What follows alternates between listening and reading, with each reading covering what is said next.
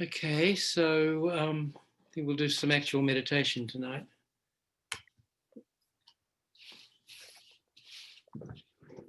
Anyway, so let's just start with our regular breathing meditation for a few minutes, 4 or 5.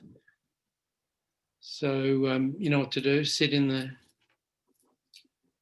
your best meditation posture, and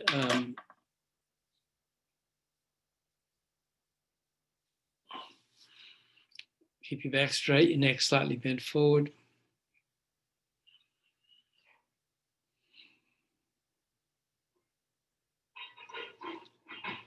Then bring your mind inside, away from objects of the 5 physical senses. And once inside, keep it away from distracting objects of the 6th sense, the mental sense. Mainly scattering thought and also the sluggish, sleepy mind. So then find your breath where it goes out and comes in through your nostrils. Just feel it there. The entrance of your nostrils as your breath passes in and out.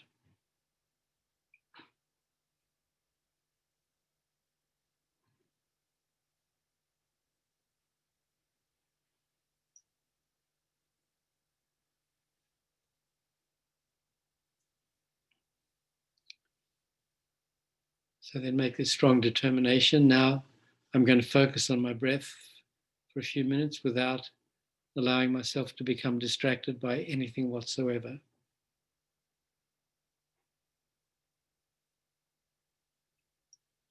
And so with that strong determination, focus on your breath and keep your mind right there.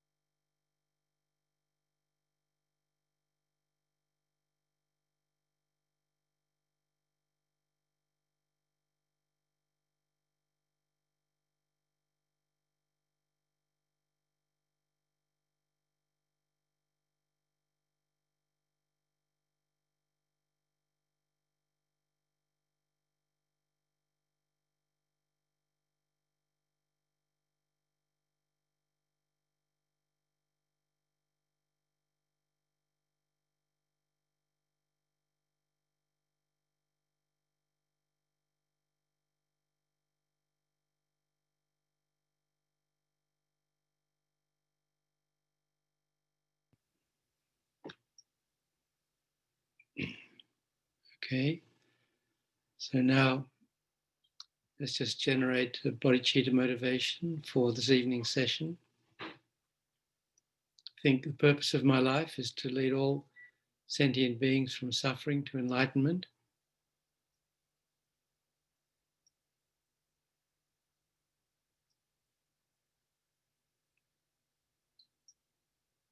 In order to do that, first I have to reach enlightenment myself.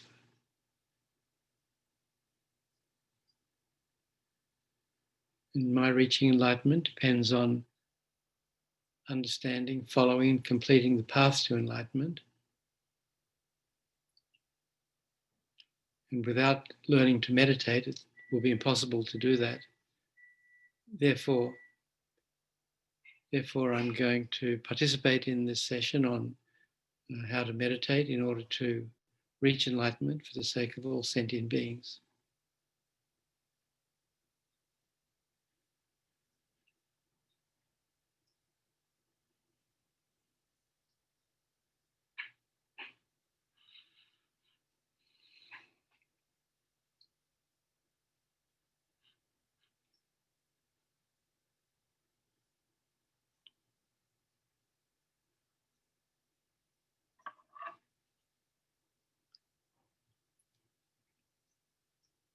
Okay, that's good.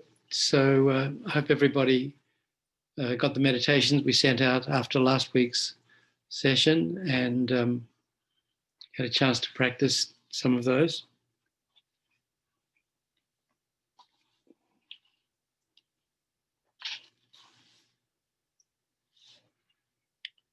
So now I'm just going to do a couple of variants of the meditation on the breath.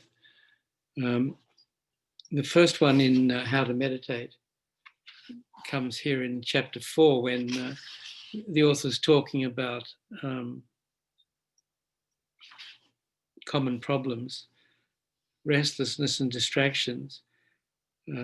She says, at times during a meditation session, the mind is very restless and our attention is continually distracted by other things, as we've just seen. These can include external objects like sounds, but also internal distractions such as memories of the past, fantasies about the future, or incessant chatter about what's happening in the present. Such thoughts are often accompanied by disturbing emotions such as attachment, grasping at pleasant experiences, anger or hatred, obsessing over what someone did that hurt or irritated us, fear, doubt, jealousy, or depression, all kinds of things. Normally, we just let the mind run like this without trying to control it. So mental wandering has become a deeply ingrained habit.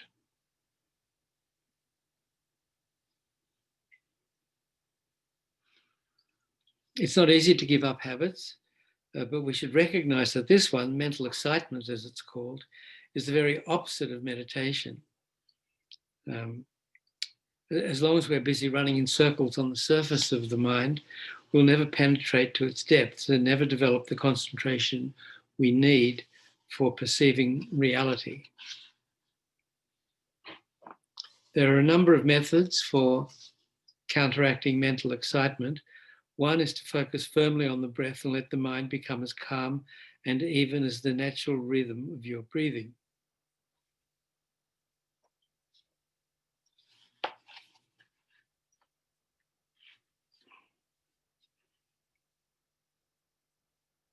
So then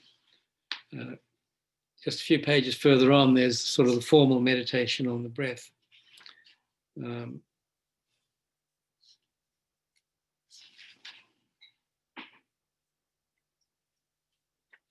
So it just elaborates a little bit on what's here. Every time your attention wanders, bring it back to the breath. Observe whatever thoughts and feelings arise without getting involved in them. So hopefully that's just what we've been doing the last few minutes before we stood at the beginning.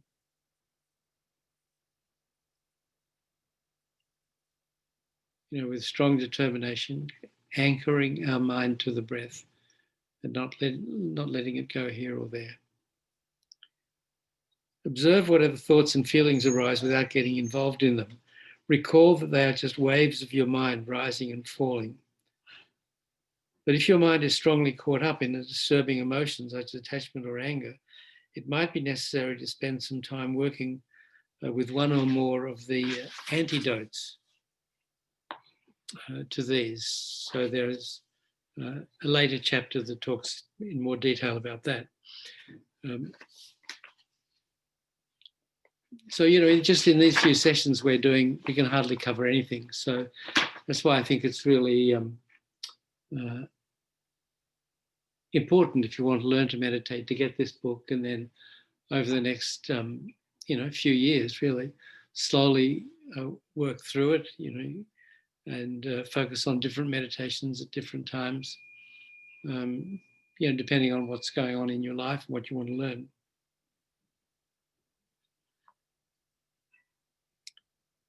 An effective method from the Tibetan tradition for calming the mind is known as the 9-round breathing practice. This can be used at the beginning of a meditation session or in the middle of a session if your mind or in the middle if your mind gets out of control.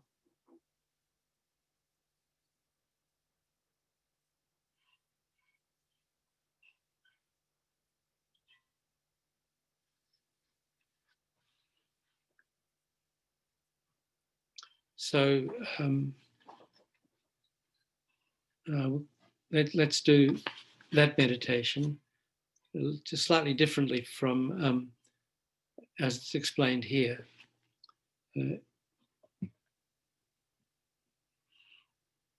So anyway, again, just sit in meditation posture, close your eyes or have them just very slightly open.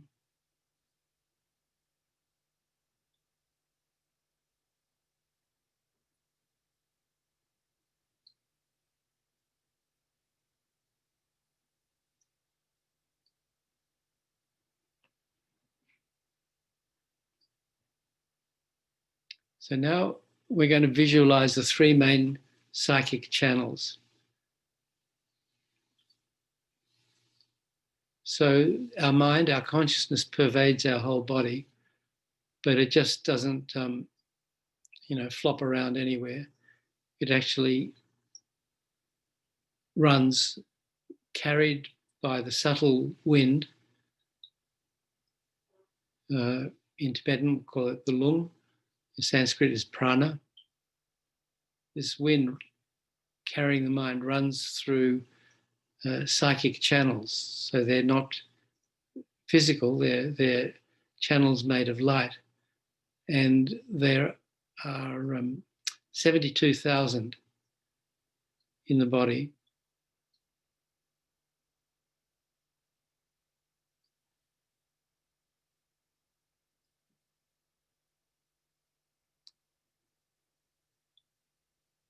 The main one, the central channel, from which ultimately they all branch off like a sort of capillary network, getting finer and finer and finer the further out you go.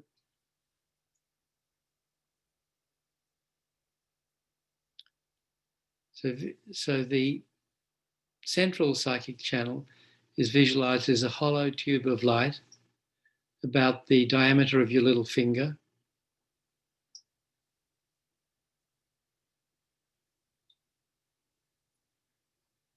And it's described in different ways in different meditations, depending on which meditation you're doing. Here we'll visualize it as a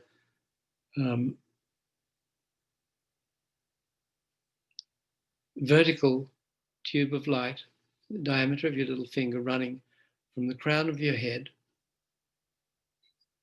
down, straight down through the central axis of your body, just in front of your spinal column,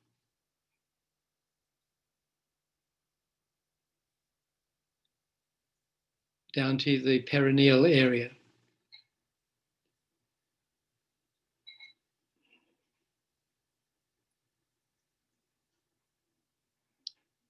And so we visualized it as closed at the top and the bottom.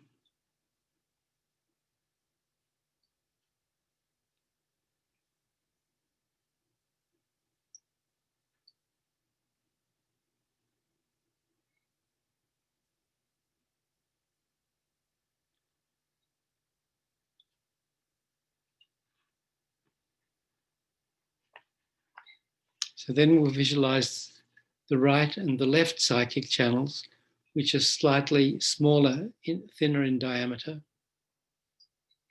And the right psychic channel runs from the entrance of your right nostril up towards the crown of your head. And as it gets near the crown of your head, it turns over like an umbrella handle and then runs down alongside the central channel, parallel with it, to a point about 4 fingers breadths below the level of your navel, where it turns inwards and opens into the central channel. So this one is open at both ends. And the left one is its mirror image. It starts at the entrance of your left nostril, runs up towards the crown of your head, turns over and then runs down alongside along the left side, parallel with your central channel, also to a point 4 fingers breadths below the level of your navel. And that turns, it, like the right one, it turns inwards and opens into the central channel.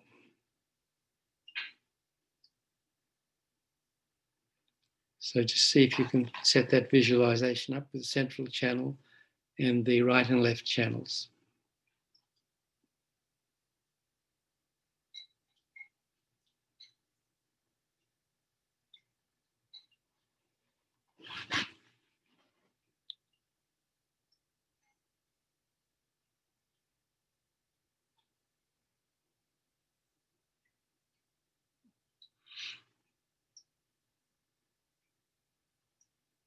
So when we do the 9-round breathing meditation with this visualization, we breathe in through our left nostril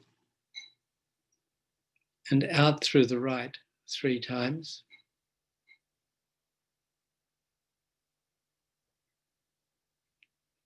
Then we breathe in through the right and out through the left 3 times.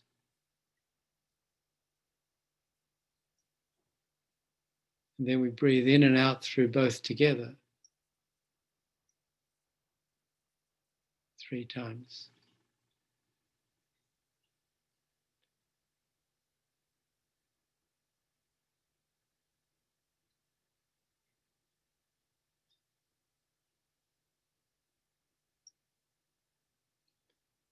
So when we breathe in through the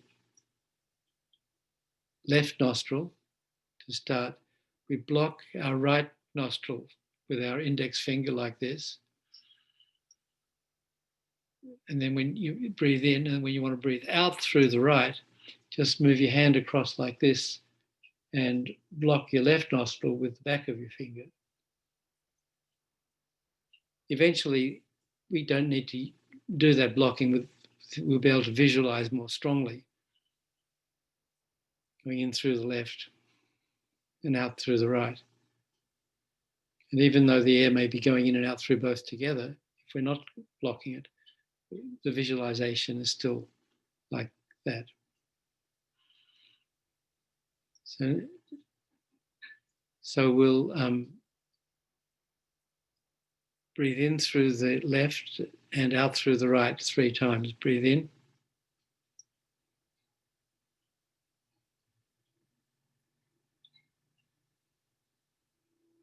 And you've watched the air. It comes in through your left nostril. It runs up towards the crown of your head as the channel runs.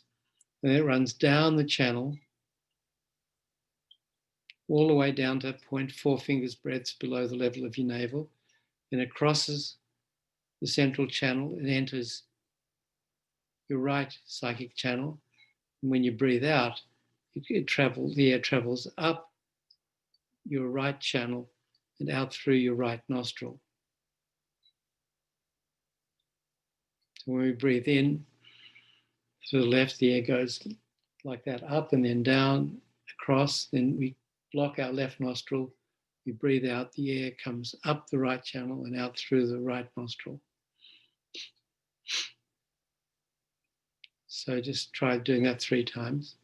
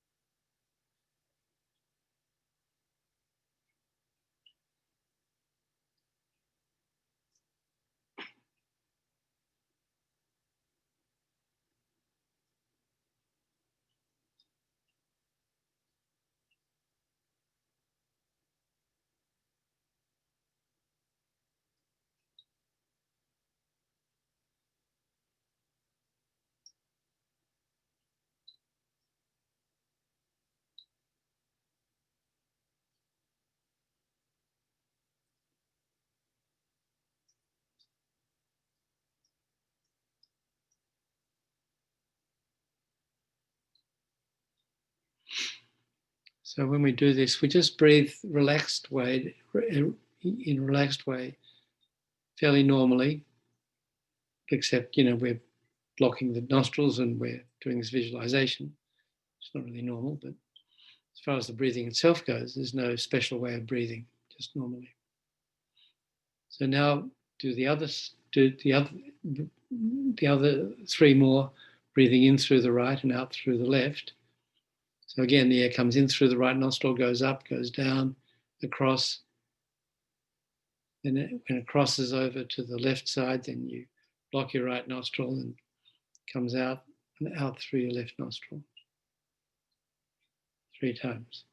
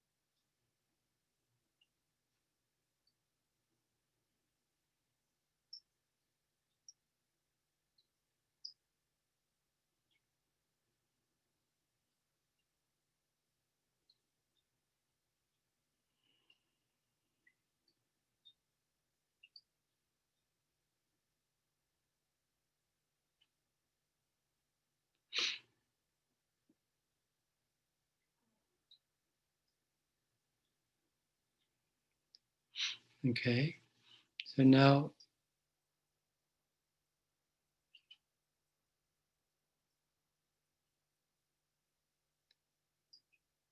breathe in and out through both nostrils together.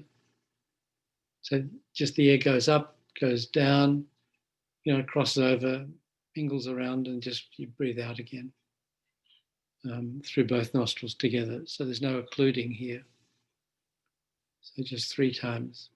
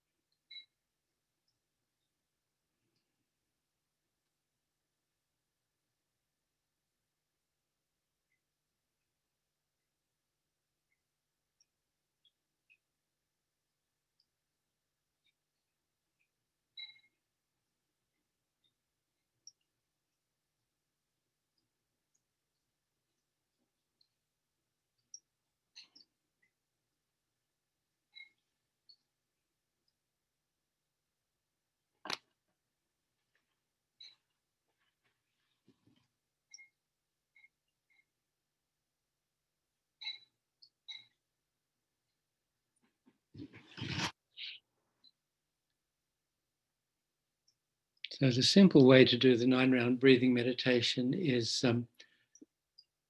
without visualizing those channels, and just breathing in through the left, out through the right 3 times, in through the right, out through the left. You can do the blocking, and then in and out through both together. But this one's doing it this way is leading up to something else. So.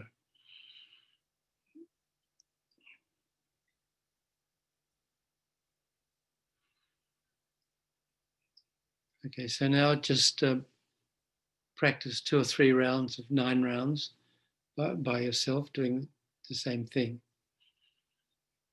You breathe in through the left, out through the right 3 times, visualizing the channels, following the air, then the other way, and then in and out through both together. So do it, 2 or 3 times.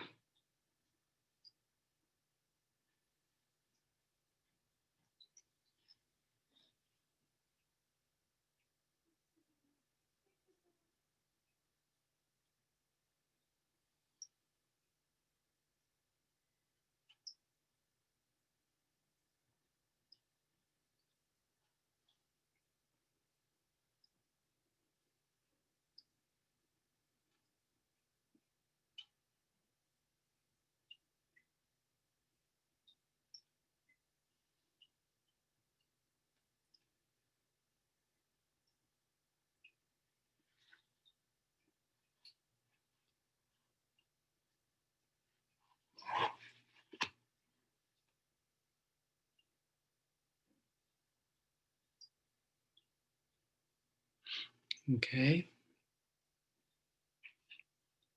So now we'll, so if we're doing this just during a meditation session, if we finding our mind is very distracted, we want to try and center it. And it may be more effective to do it without visualizing the channels, just doing it as it's described in the book here.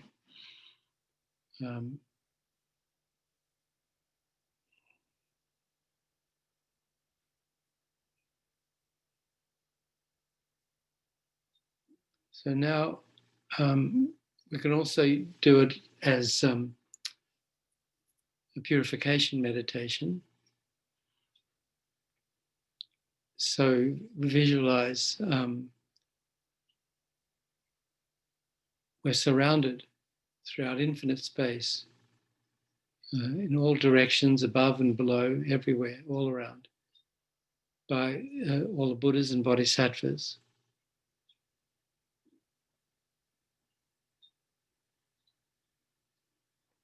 And they are sending us their enlightened energy in the form of radiant, blissful, white light.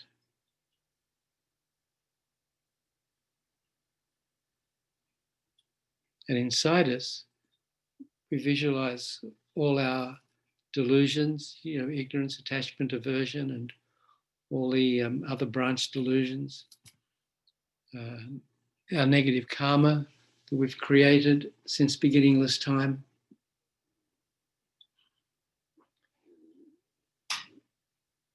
Any sickness or illness that we have, or that we have the propensity to develop in future, which is pretty much everything, really.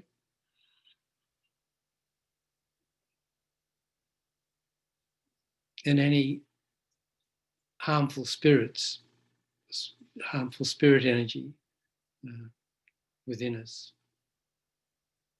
Visualize all that as kind of thick black smoke, the sort that you'd see coming out of a heavily polluting smokestack, burning coal or something.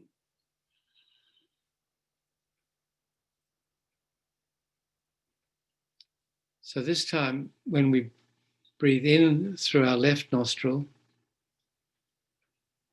you visualize all this radiant, enlightened, white light energy that we're being sent by the infinite Buddhas and Bodhisattvas from all directions. It enters our left nostril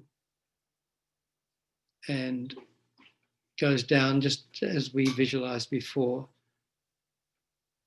And all this negative energy is occupying our right psychic channel.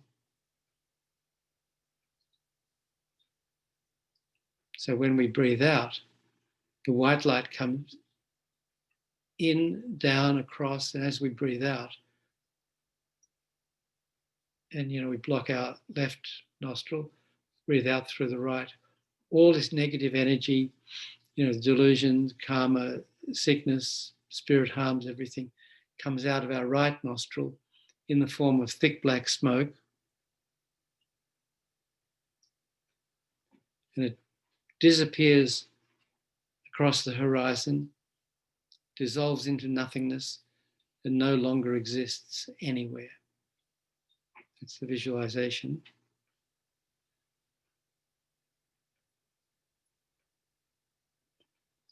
So again, breathe in through the left, the radiant white light, the enlightened energy that we're being sent, enters our left nostril, goes up, goes down, goes across. We breathe, exhale all these negativities. Leave through our right nostril, disappear across the horizon, dissolve into nothingness, no longer exist anywhere. You think that strongly. And then we do that a third time. In through the left, out through the right. So then we switch, then we breathe in through the right. So the enlightened energy radiant, blissful white light comes in through our right nostril, up towards the crown of the head, down alongside the central channel, across the central channel into the left psychic channel. Then that when we breathe out, that pure white energy pushes all the negative energy in the form of thick black smoke out our left nostril, disappears across the horizon, dissolves into nothingness, no longer exists anywhere.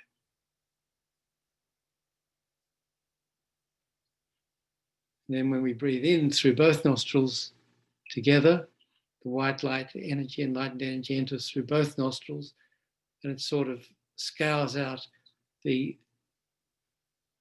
left and right psychic channels, sort of removing any residual negative energy that may not have been cleared by the first 6 breaths. And that, again, we breathe out through both nostrils together. That black smoke disappears across the horizon, dissolves into nothingness, no longer exists anywhere.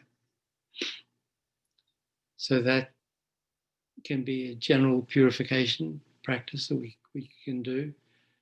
And especially if we're feeling kind of negative, or if there's particular problems bothering us, fears, worries, something happened, and we're feeling down or a bit depressed, or we can also visualize that particular thing that's bothering us as part of the thick black smoke, and really, breathe out all our negative energies, the delusions, karma, sickness, spirit harms, and particularly that particular thing that's bothering us, and visualize we're just getting rid of that forever. Okay, so let's try doing that purification 9-round breathing meditation. Do a couple of 9 rounds.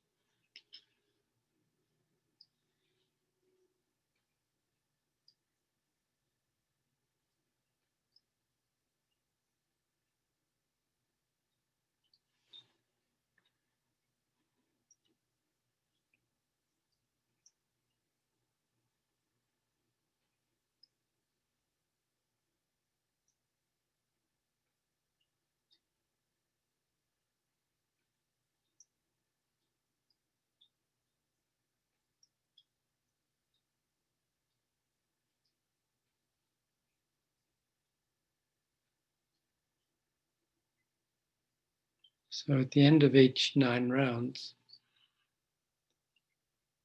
when we've really purified all that negativity, got rid of it all, just visualize that the white light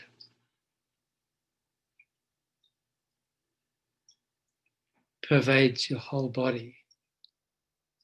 Every part of your body, every atom is kind of tingling with radiant white light and complete purity. If you did the body of light meditation, if you've done that, it's similar visualization to that. The body is just completely purified, completely translucent. You know,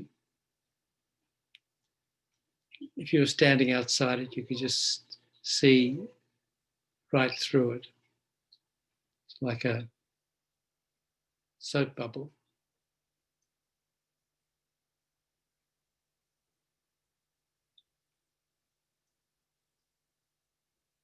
And radiant and blissful.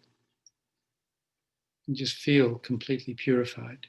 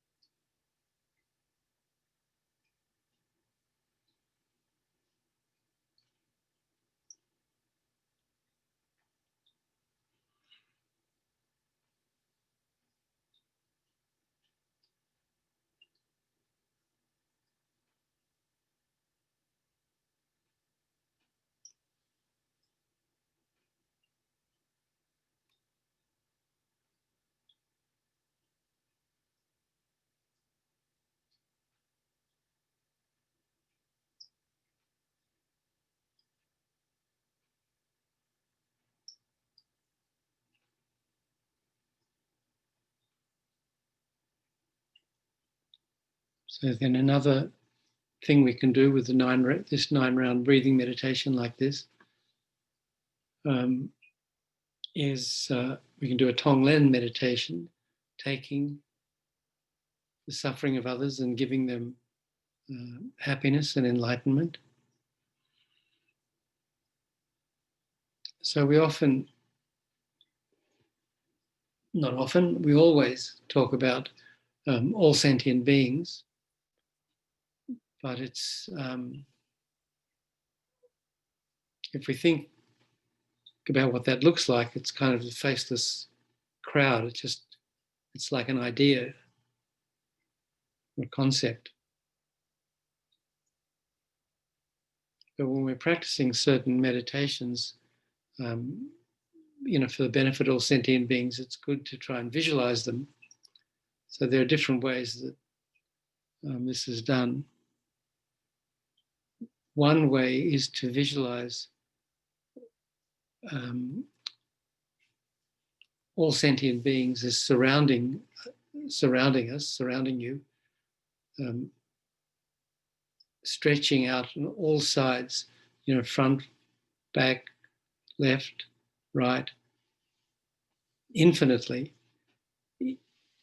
in human form. So the sentient beings come from the different realms, the hell realm, the hungry ghost realm, the animal realm, human realm, Sura and Asura, those God realms, and intermediate state. All those sentient beings in those 6 realms in the intermediate state. Elsewhere, they appear in human form, but experiencing the particular, even though they appear in human form, they're experiencing the sufferings of the realm that they've come from, the hell realm, the hungry ghost realm, animal realm, and so on. But it may be easier to visualize sentient beings as human, as we're much more familiar with that than what hell beings look like or what hungry ghosts look like. So that's one way. Another way is to visualize, the paintings, the drawings of the wheel of life, how there's the hub of the pig, the snake, and the chicken, the bird, whatever it is. Some people say it's a pigeon. Some people say it's a cock. Anyway, it's a bird. Symbolizes attachment. And the snake symbolizes anger, and the pig symbolizes ignorance. So these three poisonous minds at the center of the wheel of life, driving the whole thing. And then there's another circle around there which shows some sentient beings ascending, having burned up their karma from the lower realms, and shows others descending from the upper realms into the lower realms, having created negative karma. And then there are the 6 segments, sometimes shown as 5, 6 segments, 3 lower realms: hell realm, hungry ghost realm, animal realm, then the human realm, asura, and the asura realms. And then around the rim of the wheel, there's the 12 links of dependent origination that explain how we create karma to be bound to this wheel of life, and how every day we just create more and more chains that bind us more and more tightly to the wheel. Anyway, so that's that. So what we visualize here is more of a sphere. So we're at the center where we're sitting, and then radiating out from us are these 6 different realms. So below us is the hell realm, and then to one side below us is the hungry ghost realm, to the other side is the animal realm, and then at our level, surrounding us, just like I mentioned before with the human beings, is the human realm. And then above to the right or the left is the Sura realm, the God realm, and then there's, on the other side going up, is the anti-God realm, the Asura realm, the jealous gods. So rather than just have this vague concept of all sentient beings, you can try to visualize sentient beings in the actual realms surrounding you.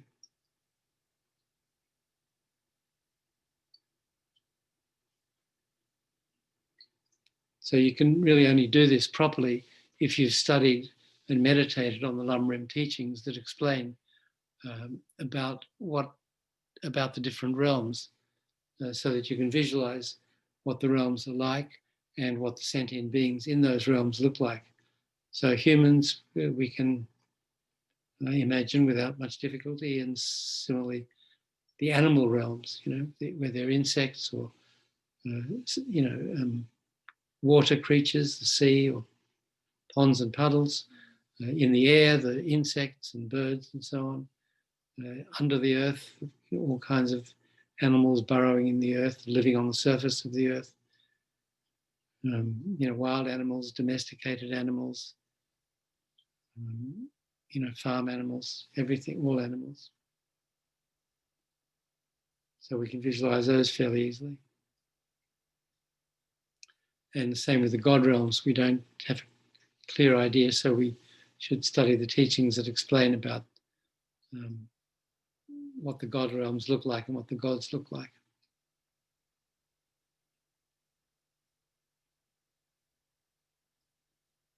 But anyway, there they are in the 6 realms, all around us, stretching out infinitely. All sentient beings.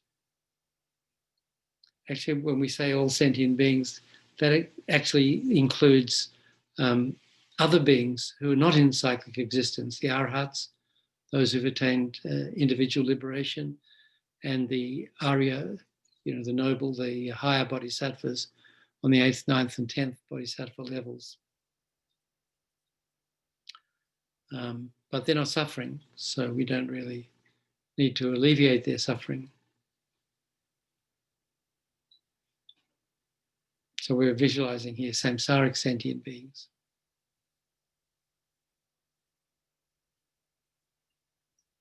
And they're suffering incredibly, in the hell realms, hungry ghost realms, the animal realms, in all the realms, in the upper realms as well, different sufferings. 3 sufferings, the 8 sufferings, the 6 sufferings. So again, if we haven't studied the Lam Rim, we're not that familiar with the different sufferings that sentient beings experience.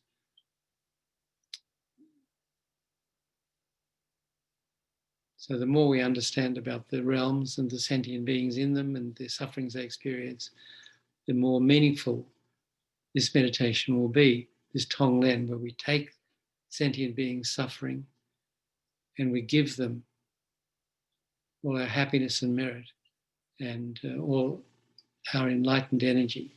So,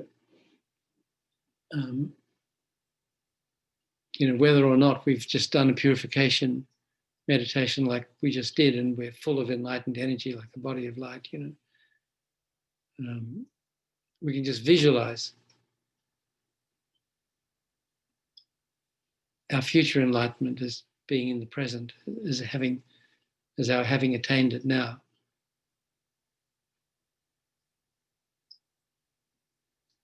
Because our mind does have a clear light nature. And our future Buddha is within us.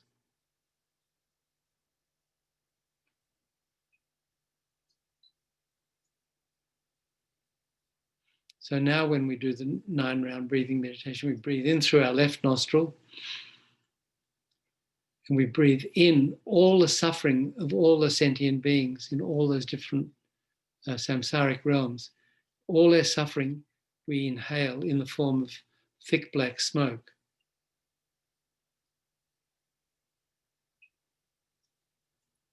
And we take that suffering on ourselves into our left nostril and down inside ourselves and across over. And then when we breathe out through our right nostril, we're sending enlightened energy so that all their negativity is neutralized and absorbed by our positive energy. And we breathe out enlightened energy through our right nostril, and it goes to all the sentient beings in all those different realms and alleviates all their different sufferings, and they become enlightened. Their bodies become full of light and experiencing, great bliss of enlightenment.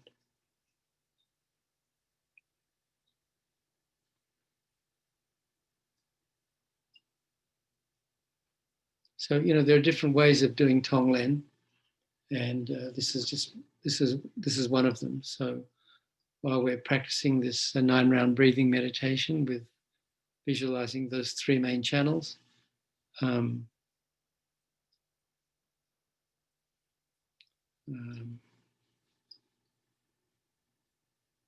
can do the Tonglen meditation. So just again, try doing that for a couple of 9 rounds. Breathe in the sufferings of all sentient beings in the form of thick black smoke. We absorb it, we transform it into enlightened energy, which we breathe out through our right nostril, and that radiant light goes to all sentient beings in all the realms, enlightening them. So we do that 3 times, then 3 times in through the right and out through the left, and then 3 times in and out through both together. Breathing in the negative energy, sending out the positive energy. So just try that.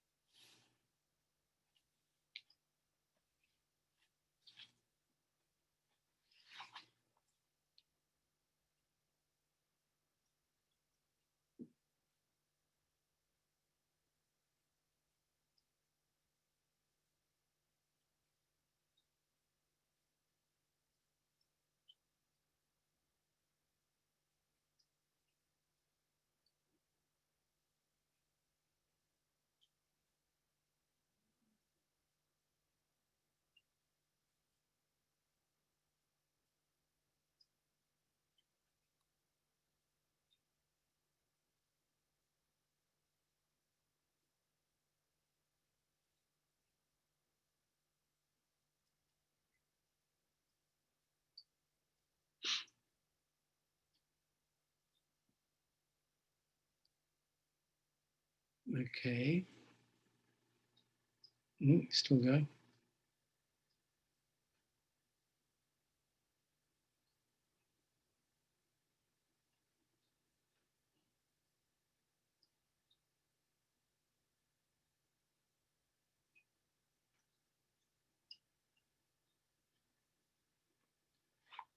Okay, so that one's not exactly in the book, but there's other ways of doing Tonglen. It's explained here, and other ways of, another way of doing the 9-round breathing meditation.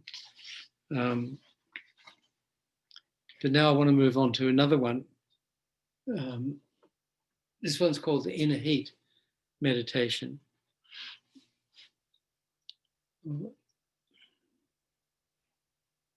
And Lama Yeshe first taught us this in 75, I think it was.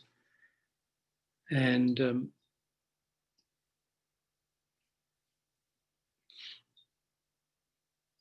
a year or two later, he had me travel to different countries. I finished up in 77, 78, 79, I think 3 summers like that. I went to Australia, England, Italy, Spain. I think those countries, and did a course which we called Kick the Habit. So what we'd found was that people coming, a lot of people coming to Copan in the 70s were, pretty serious dope fiends, or acid freaks, or junkies, or cigarette smokers and alcohol drinkers. Whatever you could put into your body to alter your mind. And then after doing the meditation course and doing some meditation, a lot of these habits just automatically sort of fell away, because, as people realized that,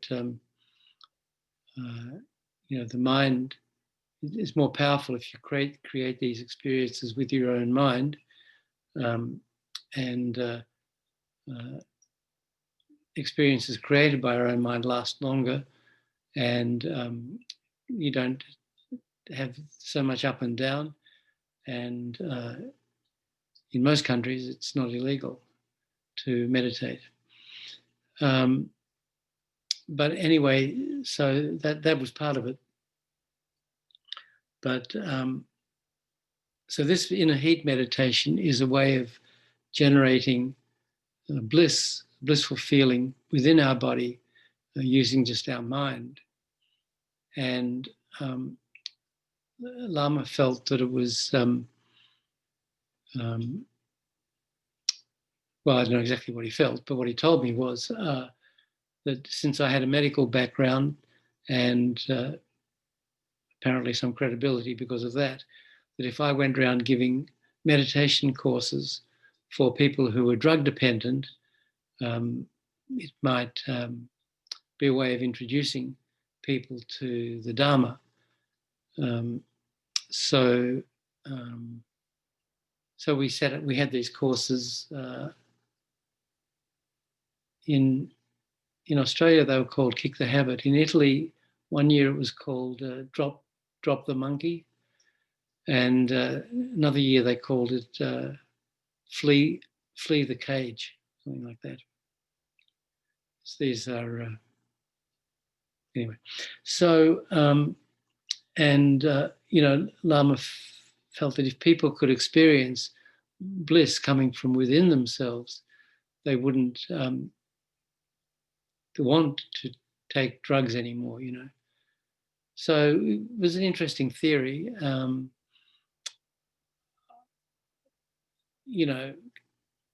My coming in and doing a 10-day meditation course, teaching this technique, and otherwise talking about Lam Rim, which is all I could do really.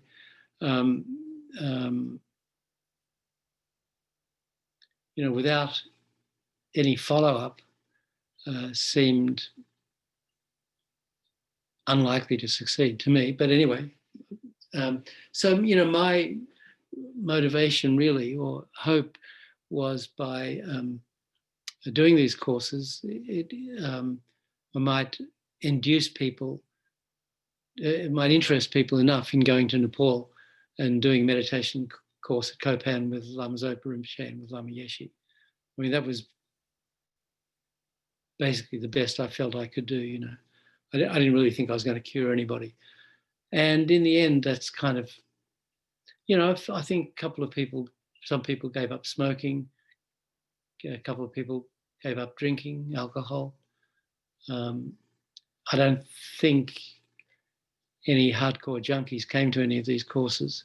There were some people doing cocaine, a lot of people smoking dope.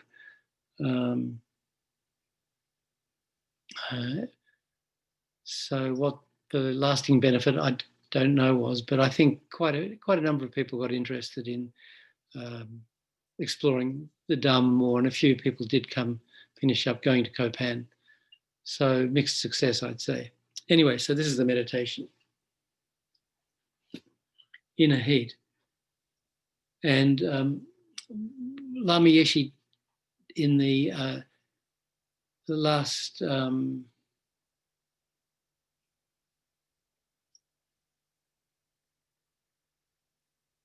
year and a half of his life, he taught a course on the 6 yogas of Naropa. Actually, it was called the 6 yogas of Naropa. Actually, it was really just the first of the 6 yogas, which is this inner heat meditation. And those teachings have been published by Wisdom in a book called The Bliss of Inner Fire.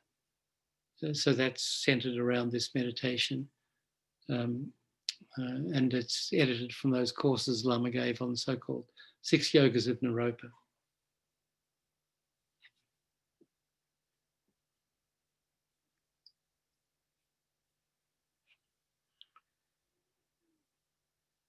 So the preamble here is, this meditation is an especially powerful Vajrayana method for tapping and skillfully utilizing our innate blissful mental energy. There's an intimate relationship between our mind and subtle nervous system. Mental energy flows through the body within a psychic nervous system composed of thousands, 72,000 roughly, thin, transparent, subtle channels. The principal ones, known as the central, right, and left channels, run parallel to and just in front of the spinal column. Pure mental energy can function only within the central channel, whereas diluted energy flows through all the others. At present, our central channel is blocked by knots of negative energy, anger, jealousy, pride, desire, and so forth, at points called chakras, corresponding to the base of the spine, the navel, the heart, the throat, and the crown. So there are these, sometimes there's also a crown chakra talked about. We don't deal with that here.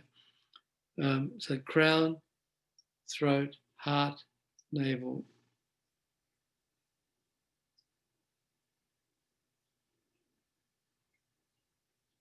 the base of the spine, the navel, the heart, the throat, and the crown. To the extent that this diluted energy is active, the pure energy of mind is blocked and unable to function. Recall, for example, the enormous physical and mental tension created by strong desire or anger. There is no space at all for calmness and clarity. The inner heat meditation is an excellent method for transforming this powerful energy and developing spontaneous control over all our actions of body, speech, and mind. Mere suppression of attachment, anger, and other emotions does not eliminate them. It compounds them. The solution is literally to transform this energy, which by its nature is neither good nor bad, into blissful, free-flowing energy. Skillful practice of the meditation will show us that we're capable of happiness and satisfaction without needing to rely upon external objects, an idea that is inconceivable for most of us.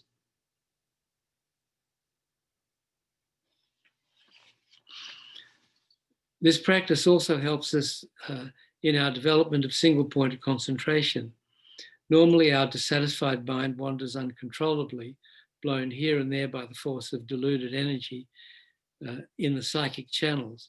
Yet if we can have an experience of bliss pleasurable enough to concentrate on, we simply would not want to wander elsewhere.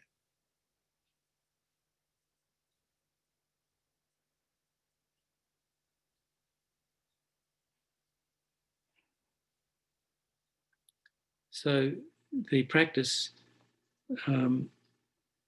sit comfortably in your meditation place and generate a strong positive motivation for doing this inner heat practice. That is, we're doing it in order to reach enlightenment for the sake of all sentient beings. Determined to keep your mind relaxed, concentrated, and free of expectations for the entire session. Okay, so then again, we do what we did before. Start by visualizing the central channel as a transparent, hollow tube, a finger's breadth in diameter. It runs straight down through the center of the body, just in front of the spinal column, from the crown of your head to the base of your spine, and it's closed at both ends.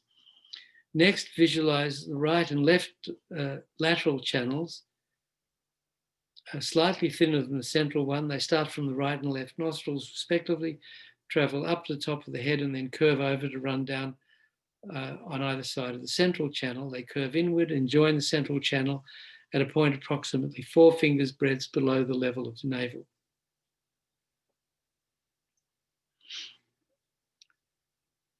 Okay, so just try and visualize that again, just those channels, as we did before. And then I'll describe, as I describe the meditation, then just continue meditating. So first try to visualize the central channel and the right and left channels.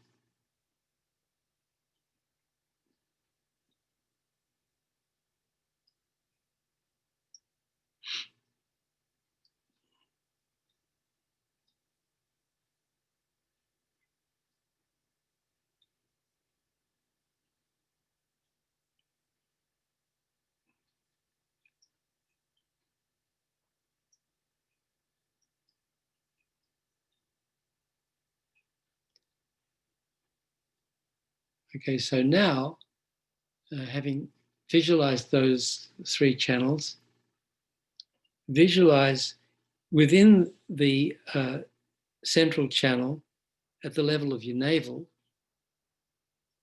so above where the right and left channels join, 4 fingers breadths above, at the level of your navel, visualize inside the central channel a red hot, sesame seed sized ember, glowing ember, really hot. So if it helps, you can visualize reaching into a fire, picking out a tiny ember and putting it in your central channel, right there at the level of your navel.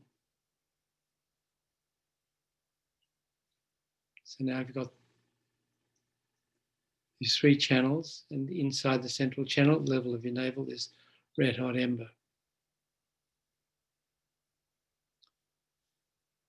So try to feel heat,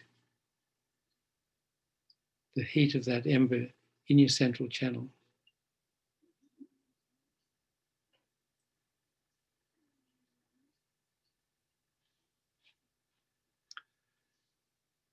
Now, the next part of this meditation is to try to increase the heat.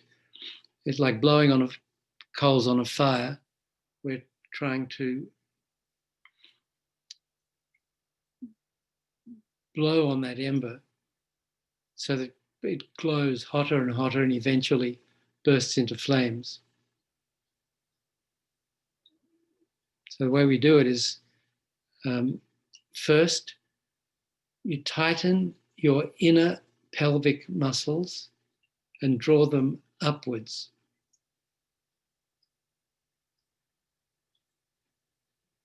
So you tighten your inner pelvic muscles and draw them upwards. And this sends energy up from your lower chakra, your sex chakra, up through the central channel, sends energy up towards your navel.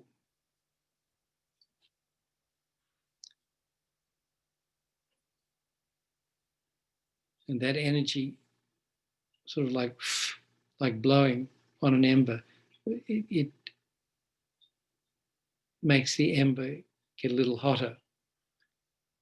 At the same time, take a full breath through both. So keep holding those lower inner pelvic muscles contracted and sort of drawing energy up through your central channel towards the ember.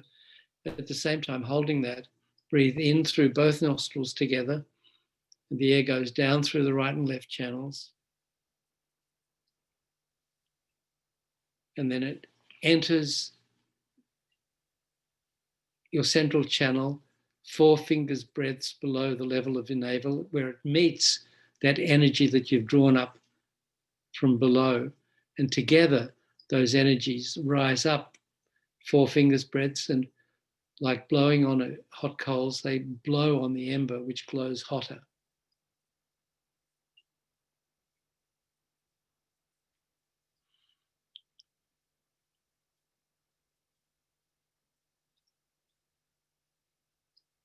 And then, as those energies reach the ember, swallow to, again, increase the feeling of energy moving down, and then still holding tight the inner pelvic muscles, push down with your diaphragm so that that energy within your central channel is kind of sandwiched below your inner pelvic muscles, pulling up from below, and your diaphragm pushing down from above. And that compresses the wind energy in your central channel and causes that ember to glow more brightly, get hotter.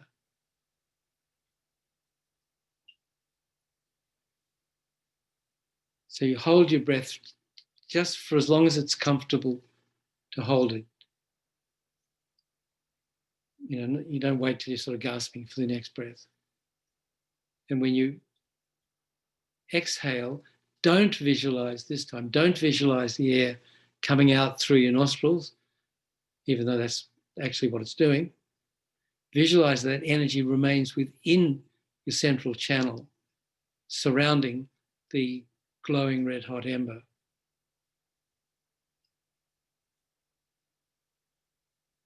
So you breathe out gently, naturally, and completely. But visualize the air actually stays within your central channel. So then you do it again. We do it 7 times. So you tighten the inner pelvic muscles.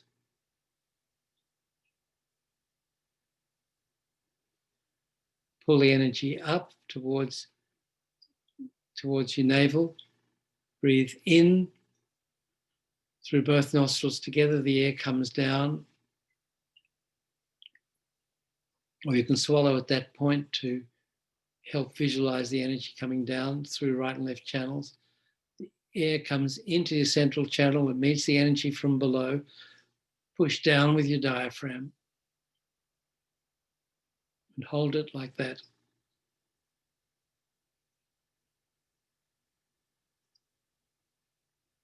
Until it's uncomfortable.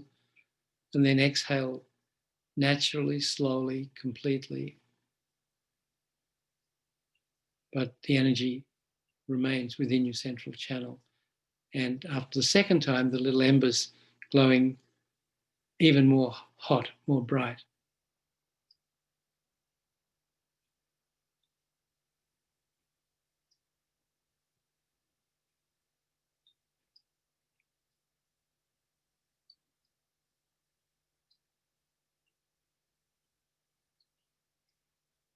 So again, the third time, contract your inner pelvic muscles, pull upwards, send the energy up towards the ember. Breathe in through both nostrils together. The air comes down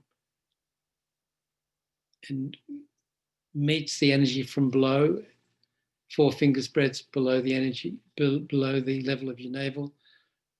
Then together that rises up to blow on the ember, and then from above you push down with your diaphragm, compressing those two energies together around the ember, which then starts to burn brightly, and there are little flames coming out of it.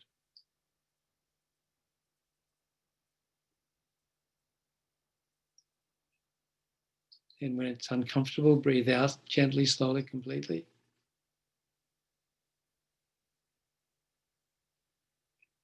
And again, tighten your inner pelvic muscles, pull the energy up through your central channel towards the ember burning at your navel. Breathe in through both nostrils together. The air comes down through right and left channels, enters the central channel, meets the energy from below. Push down with your diaphragm.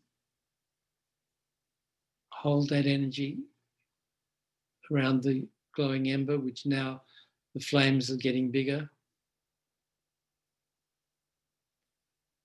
When it's uncomfortable, relax. Just breathe out slowly, naturally, completely through both nostrils. But don't visualize the air coming out. Visualize that all that energy stays in around the navel, where the ember is really burning now.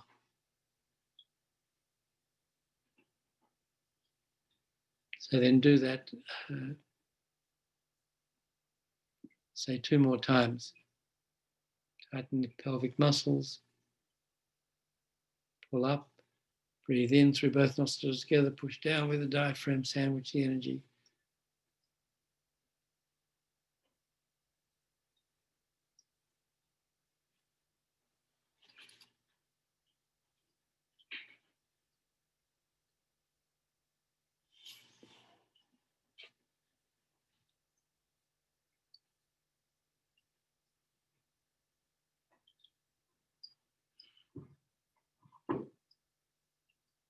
So now, after doing that around 7 times, the ember is burning quite strongly with flames coming out, and then these flames start coming up your central channel.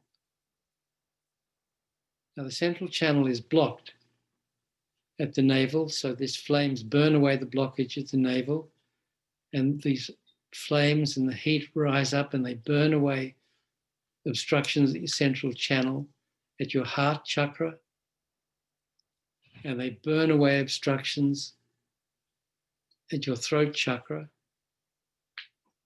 the heat continues rising towards the crown of your head.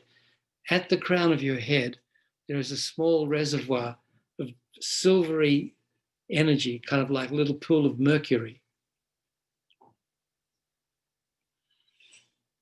And as the heat rises up and burns away the obstructions in your central channel, at your navel, heart, throat, when the heat reaches that silvery, mercury-like energy at your crown chakra at the very top of your central channel. And its nature is bliss. It's a blissful nature, this white silvery energy. It starts to melt. And as it melts, it begins to trickle down the inside of your central channel. And wherever it touches your central channel, you experience blissful sensation. As it reaches this melting, silvery, blissful white energy, as it reaches your throat chakra, you experience great increase in the blissful sensation. And it continues melting and trickling down inside the central channel, getting increasingly blissful. When it reaches your heart chakra, there's even a great increase in the blissful experience. And it continues down, and when it reaches the burning ember at your navel, there's an explosion of blissful energy that fills your entire body and mind with radiant light and with indescribable bliss.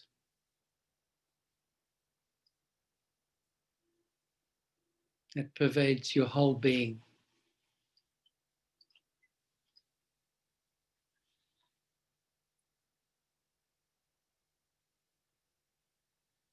So then you concentrate on that blissful feeling within your body and your mind.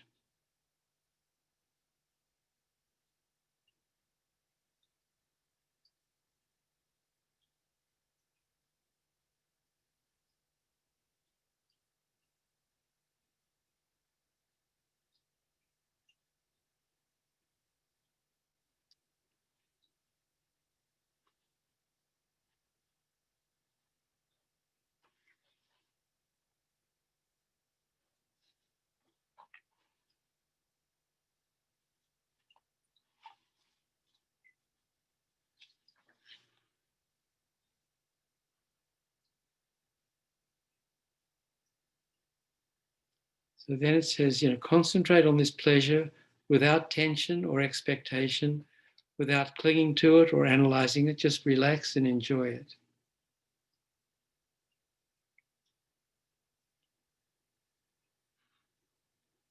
You'll notice that no matter how strong the pleasure is, your mind and body are calm and controlled, unlike our usual experiences of physical pleasure when the mind is excited and uncontrolled.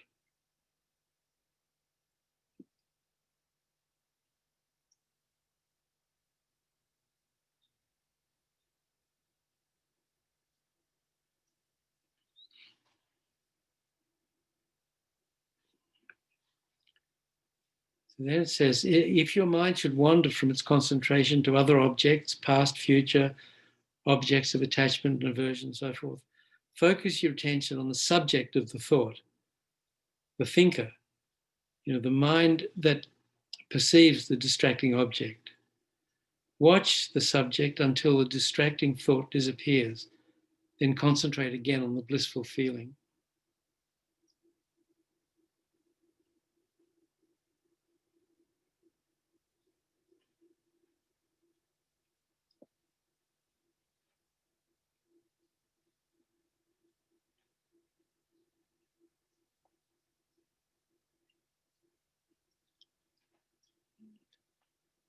Then we conclude the meditation with an analysis of feeling. Having reached a state of clarity, it's good to use it, the state of clarity, to discover the nature of your mind. After concentrating on your feeling, being absorbed in it for some time, analyze it by contemplating each of the following questions. Is the feeling permanent or impermanent? How? Why? Is the feeling blissful or suffering? How? Why? Is the feeling related or unrelated to the nervous system and the mind? How? Why? Does the feeling exist inherently from its own side without depending on anything else or not? How and why? So examine each point from every angle.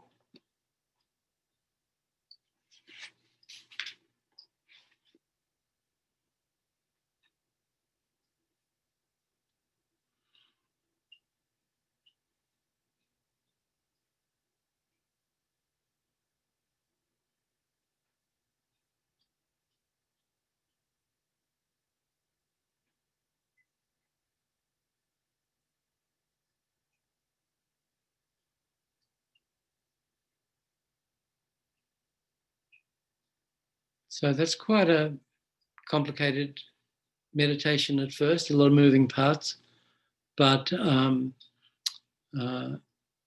more you practice it, the easier it gets, like anything else.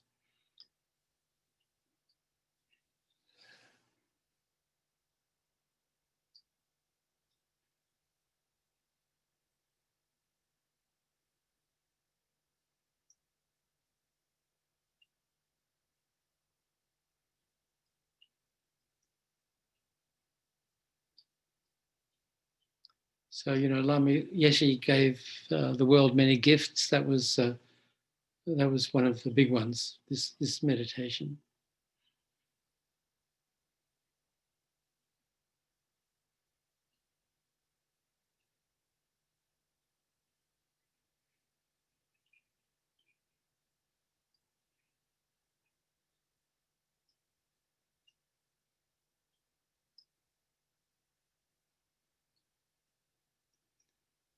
Any questions about anything? Good. Would you mind please repeating the questions that you ask at the end of the inner fire meditation? Do you have this book, How to Meditate? It hasn't arrived yet. Okay, it's on page 164. Okay. Is the feeling permanent or impermanent? How and why? Is the feeling blissful or suffering? How, why? Is the feeling related or unrelated to the nervous system and the mind? How, why? Does the feeling exist inherently from its own side without depending on anything else or not? How, why? Thank you. Sure. Nick, with the Tonglen, you don't have to do the 9-point. You can do just like regular breathing. Yeah, you can do it in many different ways. The most extensive one that I've seen is in Lama Zopa's, Lama Zopa Rinpoche's Lamrim textbook that we used to use in the Kopan courses in the 70s. But then he stopped using it for some reason. I never quite figured out why. Yeah,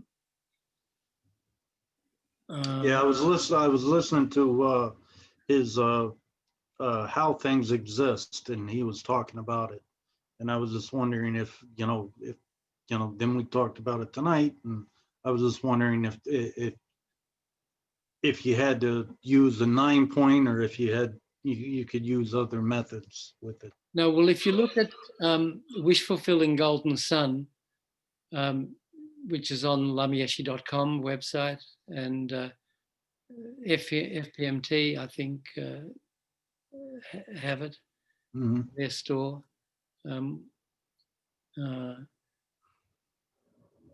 You'll see the meditation on giving and taking, or taking and giving, Tonglen. That's quite an extensive one, and it takes quite a while to do, actually. Yeah. That's the most extensive one that I've seen. But you can just do it without the channels or without the 9. You can just take up the sentient being. It's good if you do a purification practice, a little Vajrasattva or something yourself, to purify your mind so that you've actually got something positive to offer, Yeah. And then, but you can just sit there and breathe in all sentient beings suffering and breathe out happiness and merit, Okay. without making it all so complicated. But again, I think if we're thinking all sentient beings, if we can try and visualize them and with an understanding of the incredible suffering that they're experiencing, it probably makes it a little more effective than just some kind of mechanical exercise. Okay. All right. Thank you.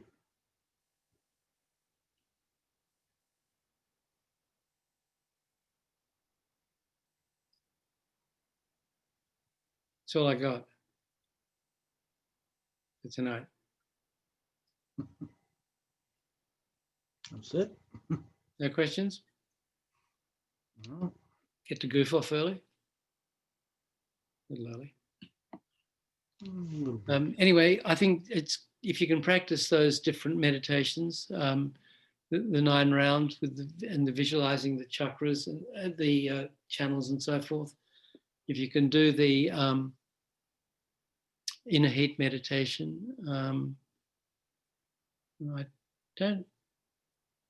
I'll see if I can find it somewhere, and Bob can send it out. You've got everyone's email address, Bob. Anyway, Bob, if you didn't give Bob your email address, bob@kurukulla.org, and you didn't get what we sent out last week, and if there's something new on these meditations, I can send them out as well. So just email Bob with your email address if he doesn't have it. And and try and practice over the next week, try and practice those meditations that we just introduced tonight.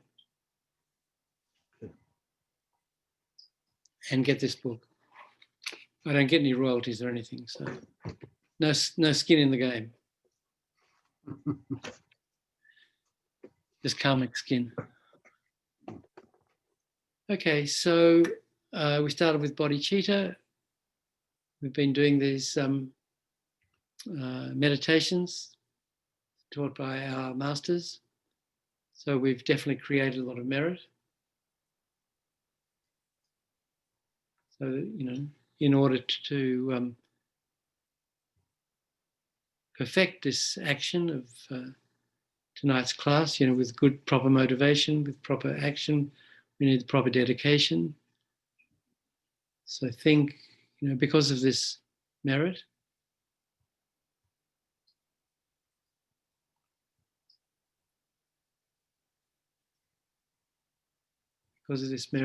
may I quickly reach enlightenment for the sole purpose of enlightening all sentient beings.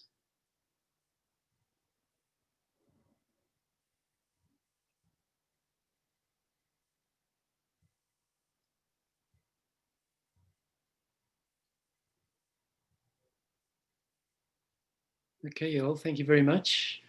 Thanks, Bob. And